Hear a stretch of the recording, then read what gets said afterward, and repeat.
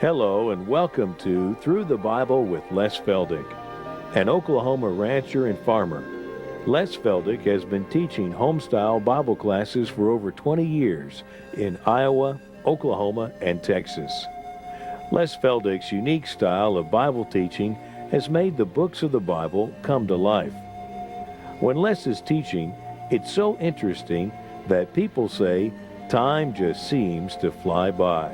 And now, here is Les Feldick. Okay, here we go. Number 4, and that'll be all for this afternoon. We can all head home.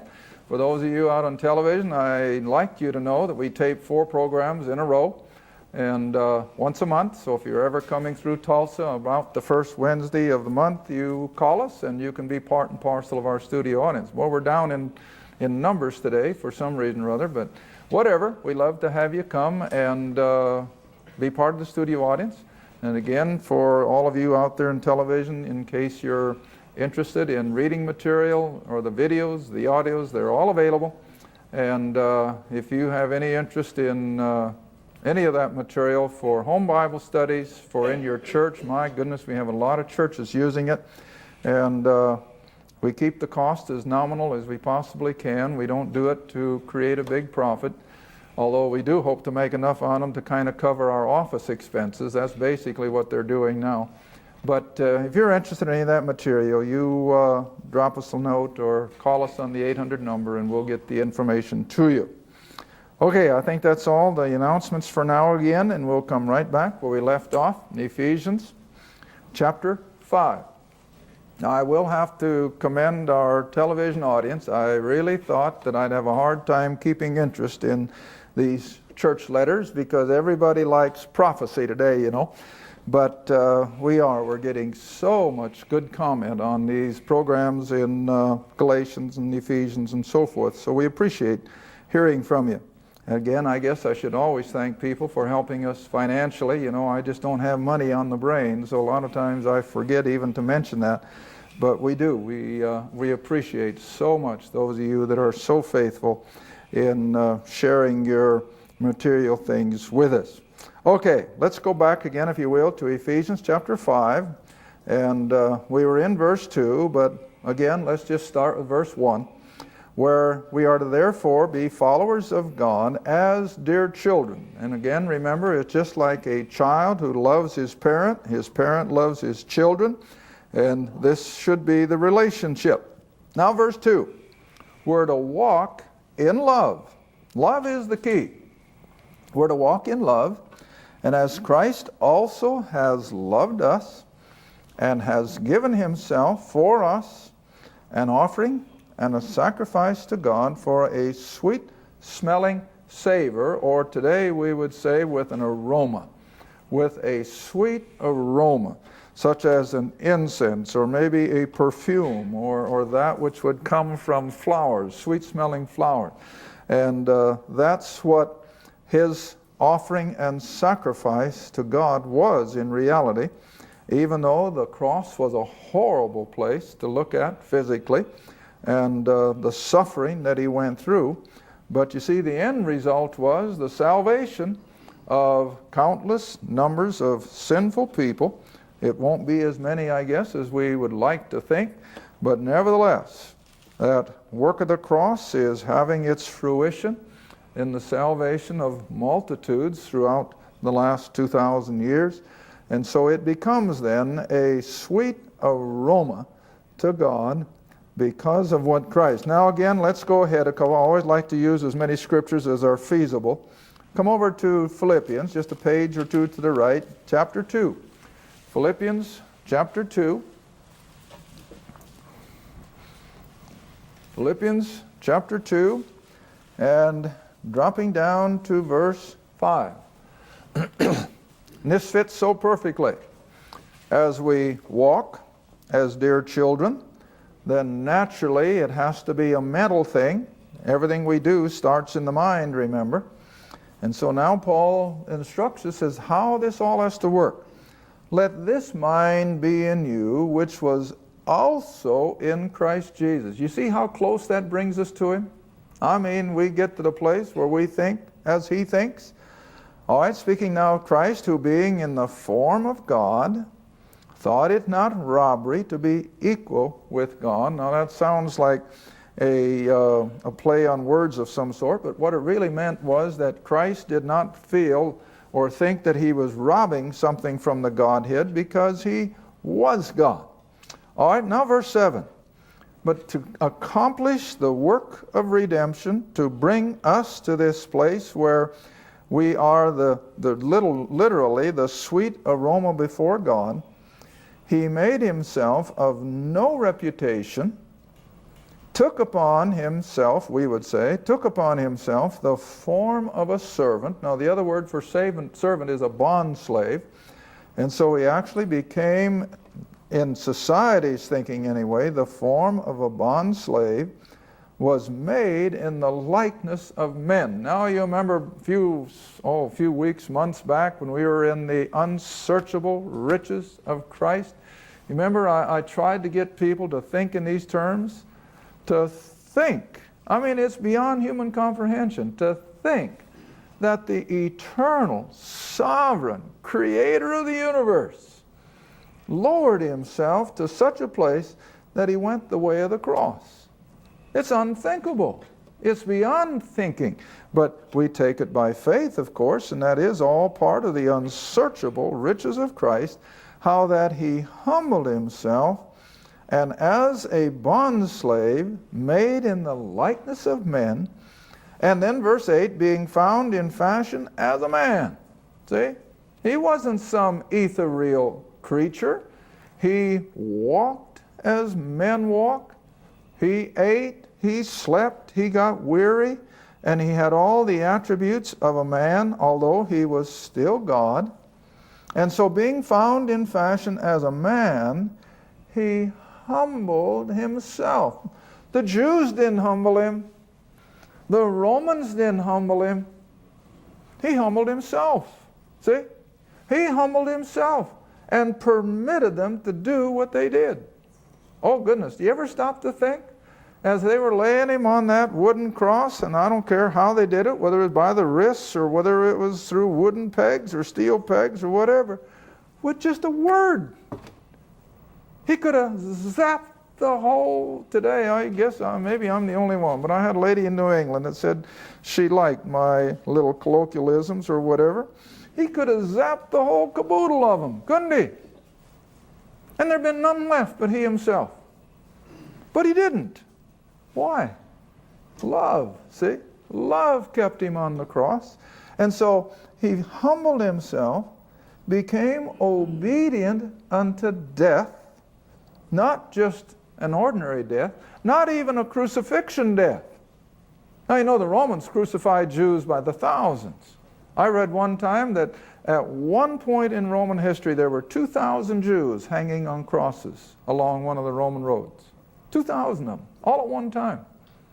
So it wasn't just the death by crucifixion that made it so extraordinary, but that in his death he took upon himself all the sin of humanity. That's what made his death, as Paul speaks of it here, even the death of the cross. It wasn't just matter of fact that he was crucified, as bad as that was, but that all the sin of the whole human race, from Adam until the last person that will be zapped at the end of the kingdom, all their sin was laid on Christ. Now you see, that could never even been a thought in our mind had he been anything less than the Creator God. If he'd been anything less than the all-powerful, sovereign God, he could have never taken the sins on the world on himself, but he did, and we have to take that by faith. It's mind-boggling. Again, it's the unsearchable. Who in the world can comprehend how one man could have taken all the sin of all the world? But he did. And if he didn't, then we might as well fold it up and go home. But he did. And we can believe it. All right, so even the death of the cross. All right, let's come back to Ephesians chapter 5 again. And so we're to walk as a result of that. Since he has paid the sin debt, And he has now declared us a child of God, not by virtue of anything we've done. No, I'm not against church membership. I'm not against some of these things in their rightful place. But all the multitudes that are doing that for salvation, and they're ignoring this. Do you think God's pleased? Heavens no, He's not pleased. When He's done everything that needs to be done, and then people get the idea, well, if I join the church, I'll make it. Man, I got to be blunt. They're not going to. I don't care what church it is, whether it's mine or yours or anybody else's. But we have to come back and recognize that it was that death of the cross that made it possible for God to make us His dear children. And consequently, out of our love in return, since He loved us, that love is to be returned, and we are to walk the walk that He wants us to walk. And then Paul again comes right, as he does so often, he shows us the other side of the coin. But, see, fornication, that is sexual immorality in all of its rankest forms, and all uncleanness, covetousness, let it not be once named among you as becometh saints. Now, he doesn't go through the whole long list like he did in Ephesians 2 or he did in Galatians 4 or in Romans chapter what? Chapter 3. Oh, it's a horrible list. But he doesn't name some of the key ones. Among there is what? Covetousness. Now that reminds me of Romans 7. Let's go back there a moment. Romans 7 again. Romans 7, where a lot of people have controversy because they can't quite figure out what Paul's talking about. Whether he's talking about a lost person, his own lost estate, or if he's talking about a believer who's had all these problems. But the one thing I want you to see here is verse 7 of Romans 7. Romans 7, verse 7. What shall we say then? Is the law sin? Is the law in itself evil? Well, God forbid. Banish such thinking. Nay, he said, I had not known sin, or my old Adamic nature, which is really what sin is in Romans, in the singular. It's that old Adamic nature. He said, I wouldn't have ever known about my old Adam, but by the law. For I had not known lust, or desire is a perfectly legitimate word. I had not known desire, except the law had said, thou shalt not what? Covet. Now, over the years, I've always taught that you realize you can hardly commit a single sin against God without coveting first. That's why Paul will constantly refer to coveting, because it is the benchmark for everything else. See? All right, now the same way back here in Ephesians. Verse 3. Sexual immorality, uncleanness, or covetousness. Desire, see? That is not good. And he says, let it not once be named among you as becometh saint. Then he goes on and lists some more. Oh my. The bag is full, isn't it? Neither filthiness, nor foolish talking, nor jesting, which are not convenient or normal, but rather use your breath to what? Give thanks. Now, I've had people come to me with this verse, and they say, you mean it's not right for us to tell a joke and have a good laugh? No, it's not what it means. Man, nobody appreciates a good laugh more than I do. Oh, there's nothing wrong with a good laugh. It's healthy. My goodness, David had all kinds of opportunity to rejoice. Paul says in Philippians to rejoice. We don't have to walk around with a long face. We don't have to walk around as though death has just been warmed over on us. No, but when it comes to foolishness and the filthy thinking of the world, no, we're not to have it because it just doesn't fit. But rather, we're to use our breath, we're to use our tongue to give thanks. Well, and again, let's turn ahead a couple pages to Philippians chapter 4. Philippians chapter 4, one of the best two verses on prayer in the whole Bible. When people today call or write about prayer, this is the first place I take them. The best verses on prayer. Philippians 4, verses 6 and 7. Philippians 4, 6 and 7. All got it?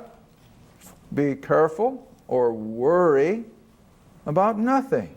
You know, you've seen these little wall plaques, haven't you? Why worry when you can pray? Well, there's more to it than meets the eye, because we do. We're not supposed to worry. We can be concerned. I think every one of us have concerns, and we have a right to have those concerns, but we're not to fret and worry, see? So he says, don't worry about anything, but in everything by prayer and supplication with what? Thanksgiving. See? It doesn't do you any good to petition God if you forget to thank Him for it in advance. Thank Him for it in advance. As you pray, as you whatever it may be. But you thank Him for it first. Because that's the criteria. See, that's the modus operandi for prayer. Make it with thanksgiving.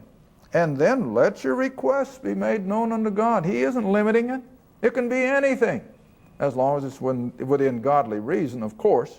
But let your requests be made known unto God. And then as I teach these verses, you've heard me say it more than once. Here's our privilege. Here's what we can come and we can ask with thanksgiving. But God may say, no. He may say, not now. He may even say, maybe later. He may even say, yes. But regardless of how He answers verse 6, you've already got the answer in verse 7. We've got the answer to our prayers in verse 7. And what is it? And that is the peace of God. See? No matter how He answers our requests, the peace of God, which passeth all understanding, shall keep our hearts and minds. See why we don't have to worry? That's why. Because the peace of God is what keeps us, and it's beyond, again, human understanding. And He will keep our hearts and minds through Christ Jesus, who is the creator of all, and He is able, and we have to trust Him for that. But I guess we're all human, and we do. We worry, we fret, we get concerned, overly so, and yet I think most of us have to admit that through all of our tight spots, we came through it with God's help.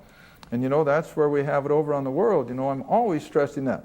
God never promises that we're going to go through life without problems.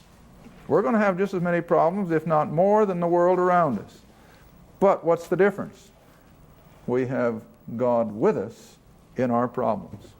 We have Him to take us through, and we can rest assured. In fact, here's another one. Go all the way back to Psalms 37. Now you see, this is David even under the law, but I can still go back and I can use it in application, and it's a beautiful couple of verses. Psalms 37, which fits right along this same thing, that the peace that passeth all understanding will keep our hearts and minds through Christ Jesus.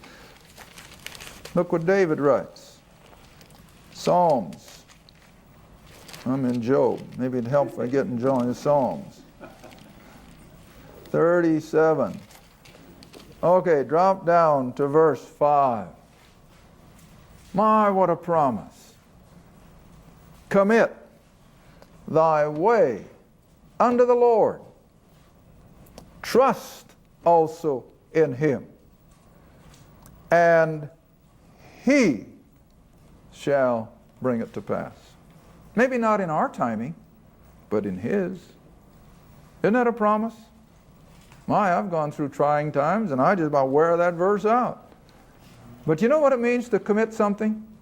It means you take it and you leave it. I think I've given this example even on the program. Regardless of what you think of the post office, I think most of you go and you drop your letter in the mail slot, and do you go home and for the next week fret and worry whether it got there? No. Because as soon as you drop that letter, providing you had it stamped and all's as it should be, when you dropped that letter, what did you do? You committed it. You committed it to the Postal Service. And you don't go home and worry and lose sleep, well, I wonder if it got there. Because you're assuming that it will, and so you dropped it, you committed it, and you let it go at that. Now this is what the verse means. When you have a need, you have a problem, you have a concern, you commit it to the Lord. You take it to Him and you leave it there. You don't hang on to it. You know, if you'd hang on to that letter, it never will get in the slot. You still got it, but you let it go. It's committed. It's on its way. All right, now the other one I like is verse 7. Rest in the Lord. You know what it means to rest? It means relax. Turn it over. Don't hang on to your problems. Rest in the Lord. And wait. What's the next word? Patiently. See, we're in a society of instant gratification. Give it to me now, Lord. I'm in a hurry. No, we have to learn to wait patiently for Him. And then David goes on to say, fret not thyself because of him who prospereth in his way, because of the man who bringeth wicked devices to pass. Boy, we see that every day, don't we? We look at the ungodly world around us and all of their prosperity and all their wealth, and we sometimes wonder, well, why? Well, don't worry about that. Those are all things that are in God's hands. But our responsibility is to commit our way unto the Lord, trust in Him, and let Him bring it to pass in His own time. Sometimes it takes a lot longer than we think. It may take years, but God will do it in His own time. All right, back to Ephesians chapter 5. Verse 5. And again he comes back to the opposite side of the coin.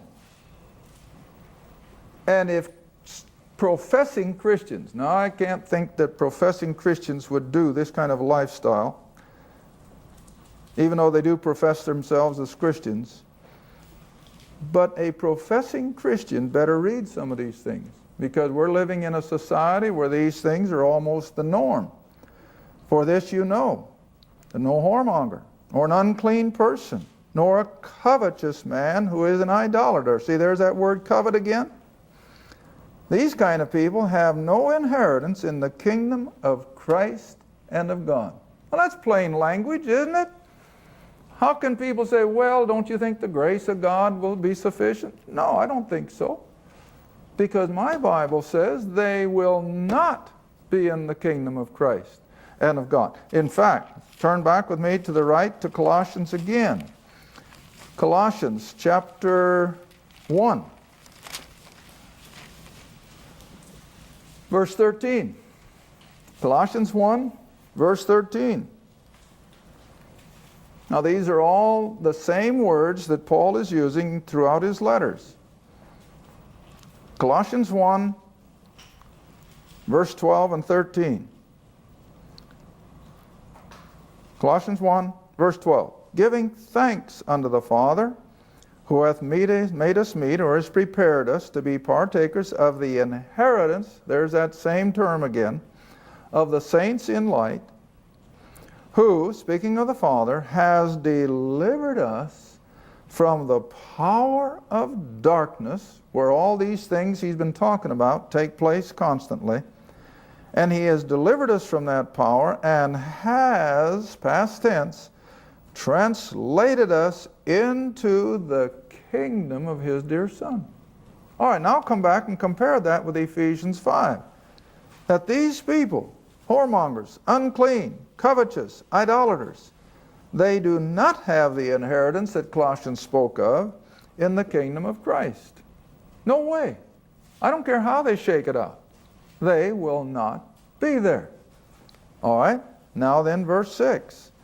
Let no man deceive you with vain words. Now, I'm not going to have enough time for this verse. I can see it already.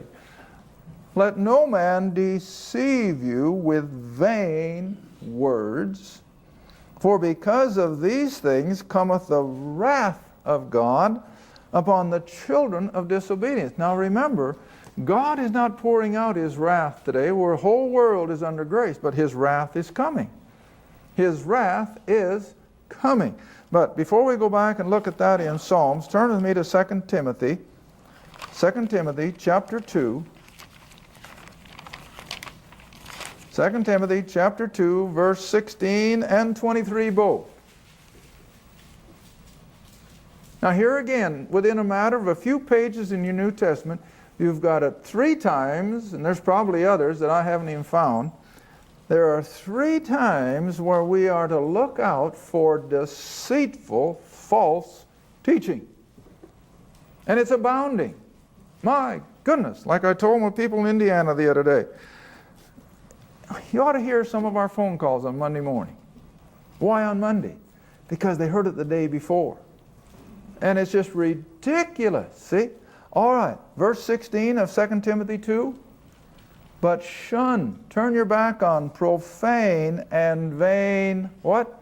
Babblings. Oh, I wish I had more time. Whenever I see the word babbling, you remember back in the book of Acts when Paul came down to Athens and the big wheel, the intellectual philosophers called what he said what? Babbling. Let's hear what this old babbler has to say. But you know, a few years ago, Iris and I were on Mars Hill, and you know, I couldn't help but smile inwardly as well as outwardly. Here on that big stone on the way up to Mars Hill is a beautiful, have you seen it, Rocky? Have you been up there? Is this beautiful bronze plaque. Not to Socrates, not to Plato, not to Homer, but to whom? The Apostle Paul. So all the babblers have long been forgotten, but the Greek government or whoever did it put a huge bronze black plaque to honor the Apostle Paul. So he wasn't the babbler, they were. Well, anyway, we're to shun profane and vain babblings, for they will increase the more to what? Ungodliness. It's not going to bring you into godliness. All right, then I'm going to skip all the verses in between and come down to verse 23. Along that same line of thinking, but foolish and unlearned or unintelligent questions avoid, knowing that they do gender strife. In other words, don't ask foolish questions. In fact, over and over, we'll have to stop now anyway, time's gone. I've told people umpteen times when they have a question, I say, no, okay, but don't ask me who's the 3rd son of the 2nd wife of King so-and-so back in the Old Testament. Because to me that is vain. There's no need to get all hung up on some of these little details that are way back there in the Old Testament. They have nothing to do with us today. And yet they can just get so hung up on it that they got to have this all straight. And listen, that's nothing but vain babblings. And the whole thing is to get down to what does Paul really teach. Thank you for watching Through the Bible with Les Feldick, a weekly Bible study. If you would like more information about the Les Feldick Ministries, a Bible study in your area, or about this program, write to Les Feldick Ministries, Route 1, Box 760, Kinta, Oklahoma, 74552. That's Route 1, Box 760, Kinta, Oklahoma, 74552. Through the Bible with Les Feldick is viewer supported, and your gift is appreciated. Thank you, and be sure to tune in next time for Through the Bible with Les Feldick.